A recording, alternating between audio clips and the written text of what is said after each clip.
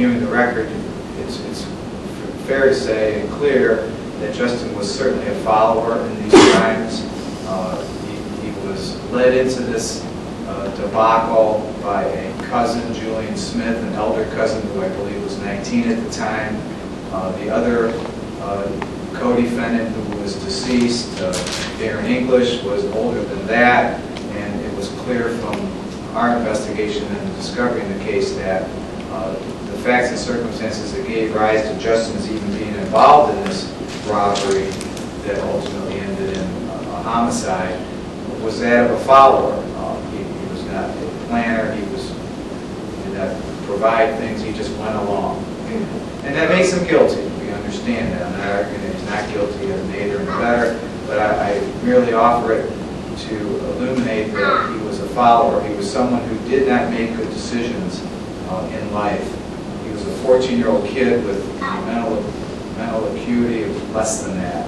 And that's been apparent in the case itself, and it's also been apparent in all the matters that bring us here to court today. Your Honor, Attorney Liu portrays Mr. Chapman as a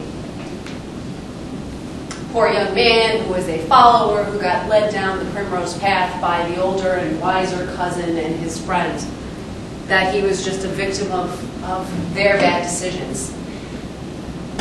That is not, in fact, the case. That is not what the testimony was. That is not the evidence that was received in two separate trials in this case. Your Honor, the evidence showed that, in fact, Mr. Chapman was not just a follower. He was an active participant. He was considered an equal, and he participated equally and fully in this endeavor, this plan to go and rob Mr. Fisk. Mr. Chapman participated as they made their own masks in the basement of his cousin's home. He's the one, actually, who suggested that the three of them wrap their guns in the black electrical tape, which ultimately was one of the things that linked all three of the participants together. It was his idea to do that.